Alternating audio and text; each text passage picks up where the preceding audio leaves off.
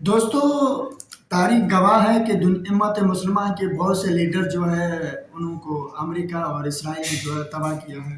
دنیا کے اندر وار ہوتی رہتی ہے، آپ نے ورلڈ وار 1 پڑھا ہوگا، ورلڈ وار 2 پڑھا ہوگا، لیکن آج کے وقت کے اندر جو دنیا ہے وہ ورلڈ وار 3 کی طرف جا رہی ہے۔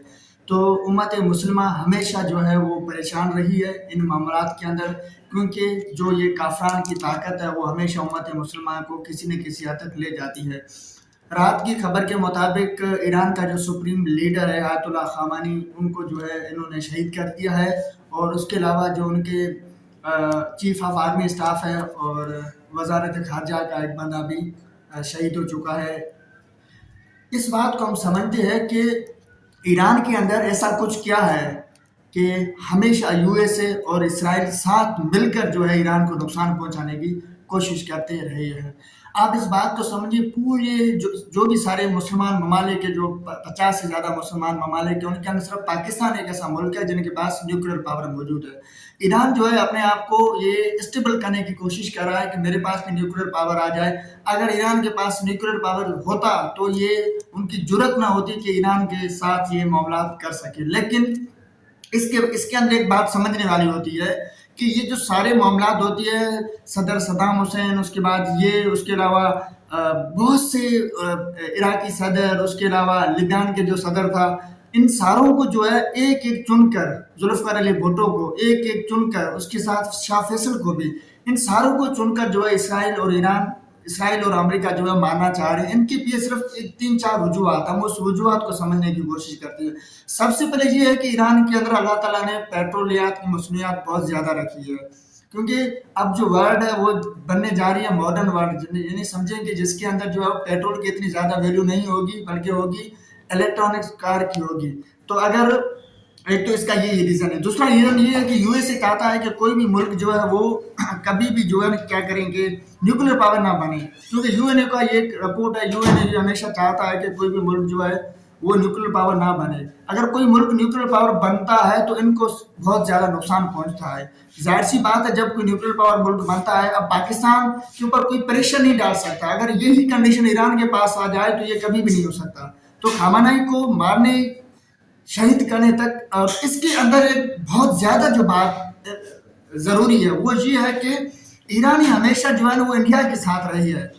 ایران کے بہت سے جو ہے نا، یہ ہم کہہ سکتے ہیں کہ ہر کسی کی ملک کے اپنے ایک ہوتے ہیں پرسنل ریلیشنس ہوتے ہیں، اپنے ایک اختیارات ہوتے ہیں، اور ایران کے اندر فارن کے سمجھیں کہ بہت زیادہ ریسٹرکشنس ہے، پالیسیز ہے، سب کچھ ہے، لیکن اس کے بعد ایران کے اندر اتنے غدار موجود ہے کہ وہ سارے غدار یا تو انڈین ہے یا خود ایرانین ہے۔ یہ بات سمجھنے والی ہے۔ ایران کے اندر جو سب سے زیادہ غدار ہے، رات کے اندر یہ آپ دیکھیں گے تو یہ آپ کو یہ معلوم ہو جائے گا کہ صدر خامنئی کو جو ہے وہ بلایا گیا ہے اجلاس کے لیے، اس کے بعد اس کو کہیں محفوظ جگہ نہیں منتقل کیا گیا ہے، بلکہ اس کو اس کی رہائش کے اوپر منتقل کیا گیا ہے۔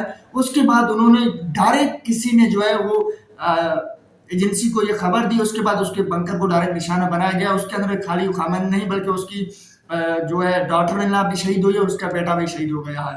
تو اس بات کو سمجھیں۔ اس کے بعد ایران کو یہ سمجھنا چاہیے کہ ایران کی کچھ 3-4 غلطیاں ہیں جو میں آپ کو بتانا چاہتا ہوں۔ سب سے پہلی غلطی یہ ہے کہ ایران ہمیشہ جو ہے وہ مسلم کنٹری رہی ہے، لیکن وہ سب سے زیادہ جو خرچہ کرتی ہے وہ مولویوں کے اوپر خرچہ کرتی ہے۔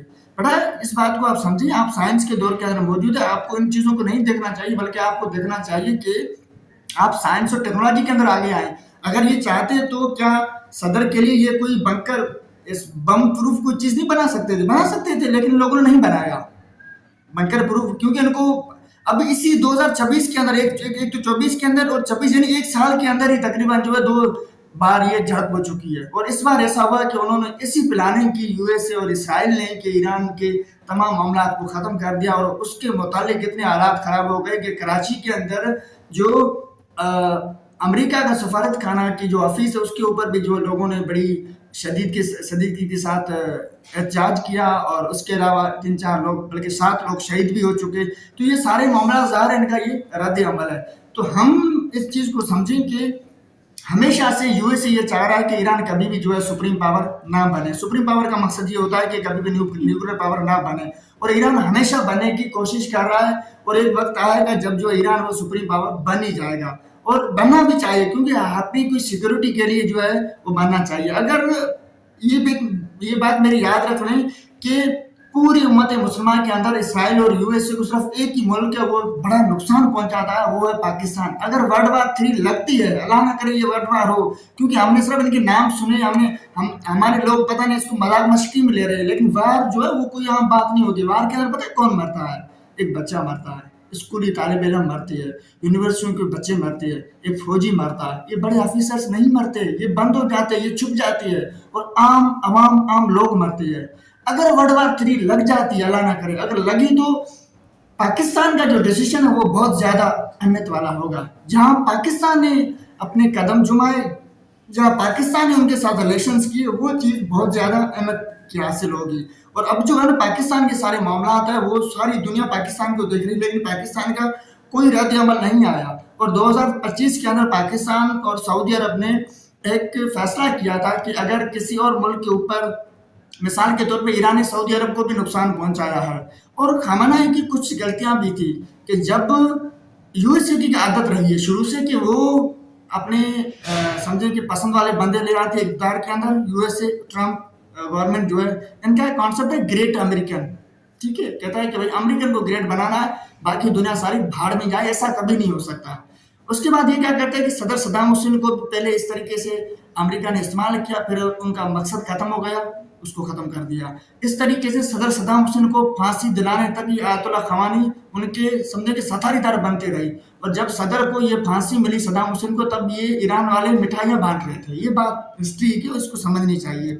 और ऐसा होता रहा है, कोई भी अब पाकिस्तान के जो लोग हैं, पाकिस्तान में प्राइम मिनिस्टर है, जो चीफ ऑफ आर्मी है, ये जब यूएसए जाते हैं तो ट्रम्प तो भाई इतनी तारीफें कर रहा होता है कि भाई ग्रेट ये है, ग्रेट वो। आप इस बात को समझिए, एक बंदा जो 2 साल पहले पाकिस्तान की पता नहीं कितनी बुराइयां कर रहा था, उसको अचानक क्या हो गया पाकिस्तान कितनी तारीफ कर रहा है। तो ये आस्ते आस्ते स्थिति जो देखेंगे, यूरोप का ऑलरेडी माहौल खराब हो चुका है, लेकिन जो एशियन जो कंट्रीज है, खलीज कंट्रीज है, इनका माहौल कुछ न कुछ ठीक था, लेकिन अब इनका भी मामला खराब हो रही है। खराब होने की यही वजूहत है कि हम अपना जो बैलेंस है वो बिगाड़ते जा रहे हैं वक्त ब वक्त। अगर हमने अपना बैलेंस नहीं संभाला तो फिर ये चीज़ें मामला जो है वो सारे खराब हो जाएंगे। हमारा जो पड़ोसी मुल्क उसके साथ भी हमारे साल में 1-2 बार छोटी मोटी बातों भाई आ जा, थोड़ा बहुत मिसाल आगे पीछे कर लेती है, ठीक है। अभी जो अफगानिस्तान के साथ हालतें देखो, और उससे पहले मैं आपको एक चीज़ बताऊँ कि तकरीबन 10 दिन पहले जो है वो पाकिस्तान का एयर डिफेंस का जो चीफ है वो यूएसए गया था। यूएसए वालों ने कहा भाई आप थोड़ा बहुत अफगानिस्तान के बारे में आगे पीछे कर ले, हम ईरान को निपटा लेते हैं। तो ये सारी प्लानिंग होती है, और प्लानिंग के बाद उन चीज़ों को खत्म किया जाता है। अभी तक पाकिस्तान का कोई रद्द अमल नहीं आया, और पाकिस्तान ने सिर्फ यही किया कि भाई एक उम्मत मुसलमान का लीडर खत्म हो चुका है। तो इस तरीके से हमें समझना चाहिए, उम्मत मुसलमान को मुतहद होना चाहिए, कि चीज़ों को समझना चाहिए कि ये क्या वजूहत है, इनकी वजह से हमें ये लोग बार बार मार रहे हैं और हमें ये लोग बड़ा नुकसान पहुंचा रही है। और ईरान के ऊपर पता नहीं कितनी रिस्ट्रिक्शन है। 2013 के अंदर ईरान और पाकिस्तान का आपस में मुआहदा हो चुका था पेट्रोल और गैस का, लेकिन हमारे ऊपर भी इतनी रिस्ट्रिक्शन है। लोगों का ये ओपिनियन है कि अगर ये सारे मामला ऐसे चल रहे हैं तो ये बहुत वक्त करीब है कि ये सारे हालात पाकिस्तान के ऊपर भी आ सकते हैं। लेकिन मैं आपको बताना चाहता हूँ पाकिस्तान ऐसा वैसा नहीं है, हमें पाकिस्तान से बड़ी मोहब्बत है। और उसके अलावा पाकिस्तान के पास एक चीज़ है जिसको कहते हैं न्यूक्लियर पावर, वो मुसलमान और किसी के पास नहीं है। अरब गए, अब सारे मामला के अंदर गए, अरब के पास सिर्फ पैसा बचा है, वो सिर्फ अयाशी करने के लिए पैदा हुए हैं, ठीक है, उनके पास और कुछ भी नहीं है। अल्लाह ने अरबों को बड़ी इज्जत दी थी, लेकिन अब गए। अब ये जो पाकिस्तान है या जो गैर अजमी लोग हैं जिसको हम कहते हैं, इनके पास कुछ न कुछ बचा है, और उन सब का जो हेड है वो पाकिस्तान है। और पाकिस्तान का जो डिसीजन है वो बहुत ज़्यादा अहमियत का हामिल है। तो दोस्तों, अगर आपको ये चीज़ पसंद आई तो ज़रूर दोस्तों के साथ शेयर कीजिएगा, और इंशाअल्लाह हम इसी तरीके से आप लोगों को अपडेट देते रहेंगे। शुक्रिया।